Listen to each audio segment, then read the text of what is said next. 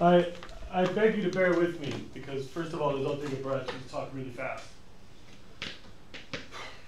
Second of all, if you're hungry and thinking about lunch and stuff, I get it, I am too. Again, bear with me, we'll get out of here in a little while.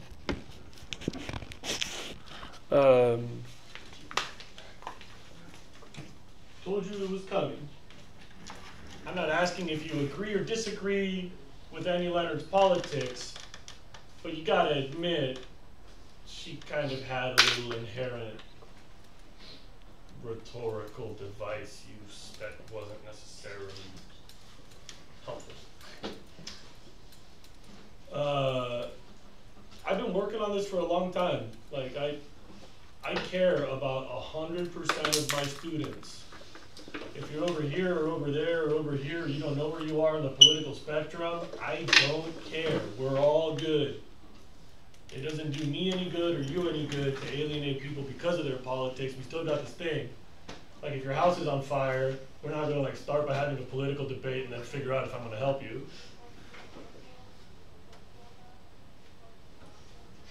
So bear with me. Whatever that lady's politics, doesn't matter. Let's try to leave that aside for now. We can talk politics later. I'm down. Like it's all good. We can agree or disagree. I don't care.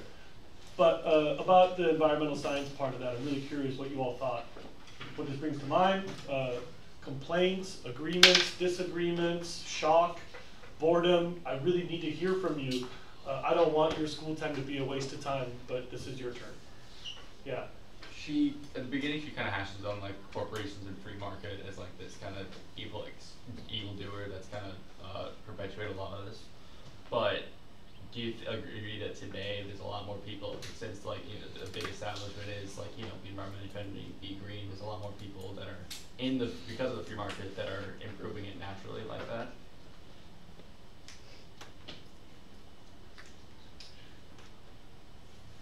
Whatever your opinion on corporate power and the free market, reckon the environment is never a smart investment. Right. Like I don't care if you want to be rich or you want to save the planet, neither of you really wants to just like kill yourself. So I think that there's like a smart business, green business thing. It's also kind of a trendy thing. Yeah, that's what I'm saying. It's also unfortunate that it's good to pretend you're environmentally friendly when you're not. Yeah. So a lot of us are like, oh dude, if I bet good, you were good, right? And it's like, no, it's kind of a big footprint. He sends it in plastic. Really. Say again? Sorry. Patagonia like sends it in plastic and then wraps it with more plastic. And like I don't know what we expect them to do. They gotta mail it, but yeah, like I do think that globally, many parts of the economy are becoming better at including the environment. Right. Okay. And I can imagine a world where the economy is not an adversarial relationship to the environment. That doesn't have to be the case, that it's business or environment. That's not a fundamental conflict. Okay. That's just the way we've set things up right now. Okay. Who else? Yes. I thought that thing kind of was Mel about like finding where they can trim costs on stuff is really interesting. Like you don't really think about that, like who's actually paying for it. Remember like with the low radio example? Yeah. Where they were talking about everyone else paying for it. That was just This is one of the ways in which the economy and the environment are not actually lining up very well. There's a lot of resources that somebody didn't get paid for, Yeah. So like Nigeria sold oil rights to European oil conglomerates. The average Nigerian didn't benefit. A couple people in government took like really, really big payouts, like fat checks, a lot of zeros. And people in Nigeria are like, hey, wait a minute, like we're sitting on top of something really valuable and you just gave it to that guy, what am I? That happens all over the world, like people lose their water rights and that gets sold as bottled water and then you have to like go pay for water that's underneath your house. Like, yeah. Isn't that like a little biased because it depends on what you buy completely. If you're pretty conscious about what you buy, it depends on the product you buy, right? Entirely. Well, she's talking about averages in the economy. Yeah. I'm trying not to single out any specific purchase, but you're right, there is a spectrum in things that you buy. I think it's kind of important to remember that anything we do has a footprint somewhere of some size. Yeah. So nobody here will ever be an environmental hero. No. Like, no, I'm not trying to be a jerk. Like, you might be better than everybody else, but you're still not a hero. You know, I try really hard, right? Like, I took a huge pay cut to become a school teacher because, like, I want to influence the young. I mean, that's how I'm going to do it, right? I drive a V6. I really like cheeseburgers. I'm sorry, I like cheeseburgers. You know, like. I'm talking about like. Nobody's going to be a perfect hero. Yeah. So it's all a Yeah. spectrum. It's all a Yeah. spectrum. What else? Doesn't mean we shouldn't try. That doesn't mean that you can't get better if you want to. Someone became a hunter and gatherer. Yes. They probably have minimal impact if they do. Yeah, I mean, arguably, yeah. I mean, depending on how many there are and where they choose to do this and what they pursue, yeah. Yeah. I mean, there are probably very few societies with a smaller average than primitive societies. Although obviously they had an impact too, you know. And by the way, there's 7 odd billion of us. Like the Yanomamo, they shoot the parrots and they shoot the monkeys and they eat the rare fish, and it's fine because there's like 70 of them. Yeah. And they got like the Amazon basin. So like, dude, you take those 70 homies, spread them out all over like 40,000 square miles of like tropical forest. Go ahead, you can slash and burn all you want. You can shoot all the monkeys, see if I care. Go hit the rare parrot, doesn't matter. But if we all did that, that would probably be disastrous. There's a lot of us. But yeah, primitive societies do have a generally smaller footprint. What else? Yeah. Is eating organic better for the environment at all because you're putting less chemicals into the earth? As a general thing, yes. Coincidentally, oh, Sisters United! What's up, Sarah? Can I go visit your class? Let me stand in the front, maybe I'll embarrass you. Hi, Jose. Good, how are you? Can I sit in the back? Oh, yeah. What else? I gotta point out that the thing about the organic, I'll get into this later, Unit 4 or something. A lot of people do the right thing for the wrong reason. Most people think that eating organic is healthier for the consumer. Coincidentally, there's very, very, very little evidence to support that. Almost no evidence to support that. Because the amount of toxins that reaches you is at an irrelevant concentration. Right? By the time you get that food, as long as you wash the road dust off, which is more dangerous than the chemicals, you're fine. So everybody's doing the right thing for the wrong reason. Everybody's like, oh, I want my kid to live forever. Like, okay, cut off sugar, you know, like. But the main reason that a lot of us are big advocates of organic farming is not actually for consumer health, but it's for farm worker health, which is the big loser in that system, or the communities around the farms, probably the other big loser in that system. What else?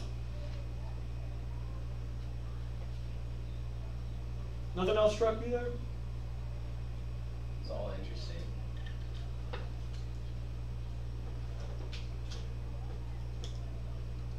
Are we moving on? Is this like straight to paperwork? You guys just give me paperwork. It's great. Yeah. I just thought it was interesting how she showed that pattern of like how people watch TV and then like have like they're like I have to get this and then they go and get that thing and they go to work and then like not good enough and like the pattern just Yeah, I hear you. I mean, that's a fairly cynical representation of modern life, but you know, there's the term like the rat race, like doesn't that feel like slightly familiar? Like This sounds a lot like George Carlin's bit on like American consumerism. it does. Yeah, it does. you see it, Yeah. Another famous liberal. So like the whole thing about companies making things that break down faster so you'll buy it again. Yeah. So considering that's like what keeps companies alive and Mhm. keeps people employed and like Yeah. stimulates the economy. Yeah. At what point do you like you can't really find like a medium, you know, like it's one way or another. So they can like Maybe there is, but I see your point that do we want to sacrifice the economy as the solution to that? yeah. I mean, I don't know, it's like I mean, I don't know. Like, then again, if I said I've got an economy that only works if we eat children, would you be like, well, but the economy, dude? Or would you be like, no, hold on a minute, we're gonna stop eating the children, then we'll figure it out, right? Like, I think, I got this car that runs on babies. Can I sell that? Like, no, dude, I guess, no. Like, And so if we have an economy that can only grow by like cutting off our economy is noses, our society, at least in America, is like dependent on your work, your money. Like you can't live. Off. You could technically live off nothing, but wouldn't that? no, not really. Yeah, I feel you. Yeah. We lose a lot of the population. It's like a black It's hole already kind going of away. in a way. I see what you mean, that it's not a simple polarity. This isn't like a flip we just switch and Yeah. everything's solid, you know? And like, I feel you on that. But, you know, like, how much do we want? Like, we already decided that even though it's good business, we're not gonna sell human beings. Yeah, but yeah, there's like. So like, maybe we just want to think a little bit more about our economy and be like, even though that's good business, maybe we gotta just ask that our batteries last a little longer, that our light bulbs be interchangeable, that our electronics include a recycling fee when we buy them. I don't know, like, and BT dubs, the ultimate negotiation of all that is politics, and we're not getting into that. So this conversation leads us to a black hole too. I noticed that. Yeah. And like the black hole is getting deeper and deeper. With like, This is so fun, right? Everybody's like totally suicidal already. Go ahead. like with banning the plastic bags, if we Yeah. want to use that Yeah. example, like we're not helping out the environment by doing it. No, we thought we were. Yeah. We thought we were. But probably we're not. And if My we impression is we're not. Yeah. Yeah, if we look into it, we're not. So it would take a lot to re-educate the whole society on what's actually good for the environment. And Education doesn't reach whole societies. no. Right. Right. So we're already in a black hole and getting deeper and not climbing out. Good times, everybody. Good times. Okay, let's go. Happy weekend. Yes. How long do you think? Party on, guys. How long do you think it's gonna take until like pretty much we kill the entire planet if we didn't like All right. change anything? So I tried not to have the fatalism conversation in the first week of school, but you're really pushing me to it.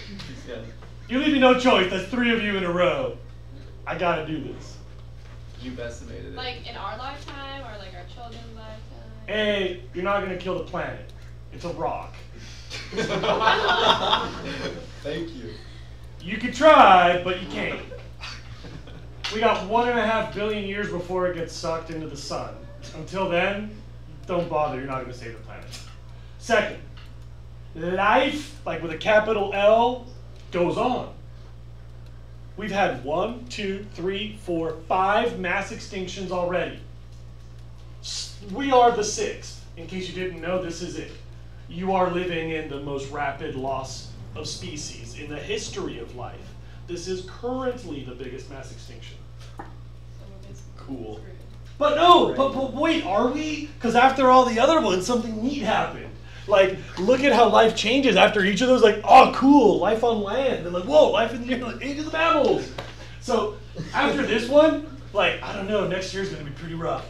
But you look like 10 million years out, and it's like the age of the ants or of the jellyfish. Can you imagine, like, some giant herd of giant, like, savanna ants, like galloping across the plains with, like, flying pterodactyl, like jellyfish, just, like, cruising through the skies? Like, I want to be there for that. Like, that sounds sweet. Like, right on, mass extinctions, stir it up. Right? So, no, hold on, let's pick our battles. I'm not worried about the planet. I'm not even worried about life. Like, maybe I worry about the people, but I'm not that worried about you people. You just met us. I'm not worried about me people either. I mean to say that, like, like 1 in 3 humans doesn't have access to adequate clean drinking water today. Is that you? Because I got water to spare. Like, we don't have to worry about that, right? Like, all the problems of the planet, they don't seem to be coming on my side of the wall. Right? Like, 1 in 5 humans doesn't have a dependable food supply today. Is that you? Because like my dog is fat. Like we're good, right? We're on the team that already won. Plus we got all the guns, right? So like even if you're worried about maybe not the planet, maybe not life, but just human life, I'm not worried about my human life. Like whatever. We'll lose our hemispheres far away. Like I won already, right? Like I'm rich, right? So what I want to do, like with that fatalist conversation, I feel what you're saying, like how long until everything dies, like you'll be fine. And your kids are probably going to be fine. You probably buy stuff so you don't die either by that time too. Yeah. Like Wally? Yeah, like a wall. All live in a fat plane. Like Elysium. I mean, literally, like, you all know the metaphors, right? Like the ivory tower concept. You know, like we live inside the castle, all the suckers live outside the castle. Okay, yeah. Right? Like, you get it. So here's where you might care, and maybe you don't. But what about those hungry children that died while we had a casual conversation here?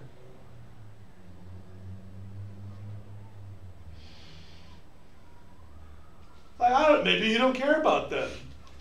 That might be defensible. Push comes to shove, I'm pretty sure I don't want my kid to be the hungry one, so it's going to be your kid before mine, right? So at some point, maybe you could even defend that opinion if you don't care. Some people are like, no, I can't share my 3 million pizza slices. And like, all right, well, but maybe I could share one of them, but all right, okay. And then if you do care, how much are you willing to give up to make that all happen, right? Like how much are you willing to sacrifice, right?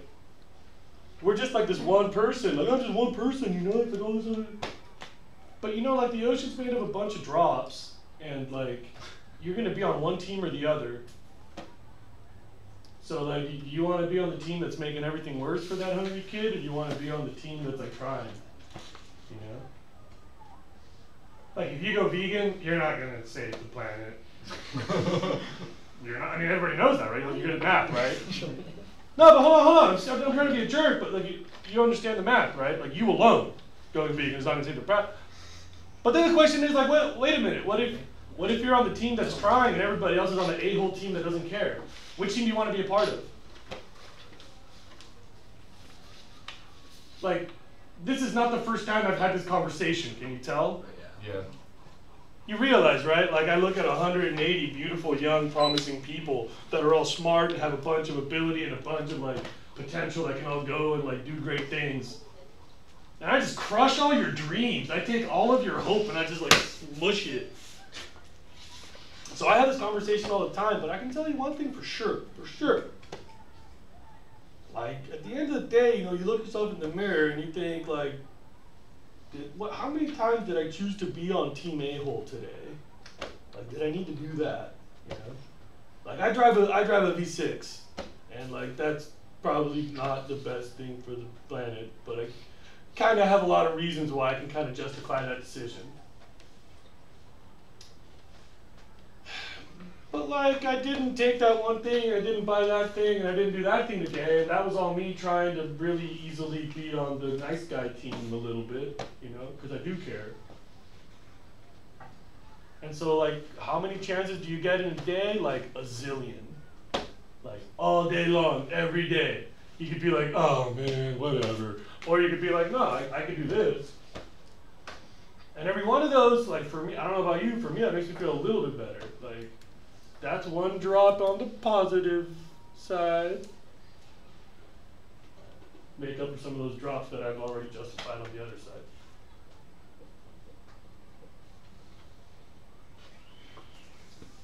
You understand what I'm getting at with this? Yeah.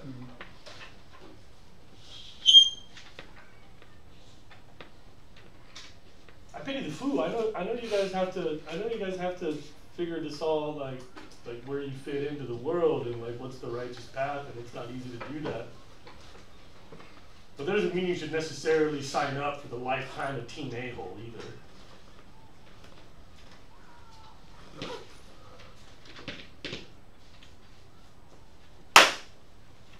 talk more about this? Is that the spot where we leave it? Yeah. No, you're talking about the big thing like about environmentalism. I guess like argument against it is, well, if you're just one person, like you're not making a difference. How do you? What's the strategy for getting all people to go non-female? I guess. I got no faith in all people. So there's no way. Well, I don't know, man. I don't know. I never, like, that's gonna be a different thing, like, what are you gonna do to stop the wind, bro? You gotta stop the wind. What are you gonna do to stop the wind? I don't know, but like, if I can, I'll shelter my children from the wind. Is that cool? Okay. Right? Seriously, yeah. Like, there's a giant global trend that you don't get to stop. But nobody should be making your decisions for you, Like, you got more opportunity and more decision-making power than 99.9% of humanity. What are you going to do with that? Okay. You can only be in charge of your decisions, Go make nice ones. Try it, Okay. sometimes. I don't know. On Mondays. So you're saying like you don't really know how you can. It's impossible to get the whole collective to do that, but as if I don't even think about that. I don't even. You're just worried about yourself. Dude, I come up here and I do this every year, and I know half of you already hate me. Half of you don't care what I'm saying. I don't think about that. I'm still gonna. I'll be back next year. Yeah. Like I don't understand. I don't know if my son's stupid, but like I don't understand how there's like people that are hungry and like other places in the world when like people used to not have the resources that like America does. Like Native Americans, like they were fine, like just like hunting and gathering. So why can't the people that are hungry in other places of the world do that too? There's a whole bunch of answers to that. I mean, one of them would be that a lot of places where you could hunt and gather, you can't anymore. Another question is that there's a whole bunch of people now, not as few as there once were. In Africa, the governments warring each other, civil wars. If you think about Africa, that's one of the main reasons. It's just that like lands been so decimated, people, like populations have been displaced and changed and everything by the government in little feuds that it's kind of hard for them to return. And that's a whole continent we're talking about there. Yeah, So we're yeah. generalizing a little bit, but. Hey, I appreciate the engagement of at least 6 of you, but I gotta move on. I need you all to notice, first of all, that assignments 1, 2, and 3 are due tomorrow. 01, 02, and 03. They were on the back page of your syllabus packet. If you don't have it, it's in the rack because it came out on the previous day of this unit. I'd also like you to read that first page of the syllabus. If you need the enrollment code, your period 4, it's right there. I think almost all of you already did that. But I'd like you to please take out the reading packet that says Tragedy of the Commons now, please.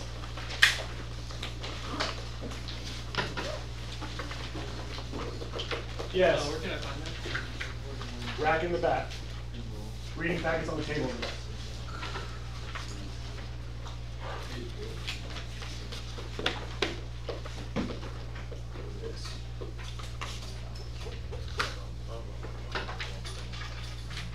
I have just a few minutes. I'm sorry, I'm going to have to go fast. If you look in the back of that reading packet, there's a cartoony thing called the Easter Island reading. That's super candy cane, takes 1 minute.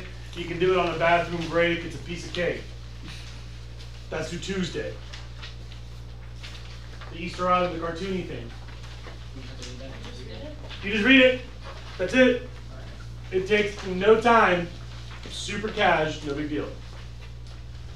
But for Thursday next week, look at the other part of the packet. It's called the Tragedy of the Commons. This is the one part of my class that I think is too difficult for the average high school student. I'm not trying to be a jerk. The entire class is all easy for you, I promise. But Tragedy of the Commons is the exception. It is actually difficult for any of us. It's an article that was written in 1968, and it's the heart of environmental science. It's the only question that's been on every AP test, on every AP environmental science test. By the way, it's at the heart of many, many disciplines. You'll read this multiple times in university. I read it 7 times in my triple major. Jody, did you start this year or last year? Last year, Did you already read it? I read it 3 times. Checkmate. I didn't pay her to say that. I didn't know she was coming. I didn't remember where she went to school. Davis? Okay. It's going to show up at university. It's going to be in this class. It's going to be on the AP test. It's difficult to read, so please look at the front cover. You see at the bottom it says 1, 2, 3, 4. Look at me when I give you a number, circle it, and repeat the number when I hold it up to you, like this.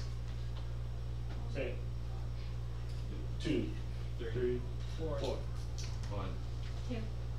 3, Circle it. 1, 2,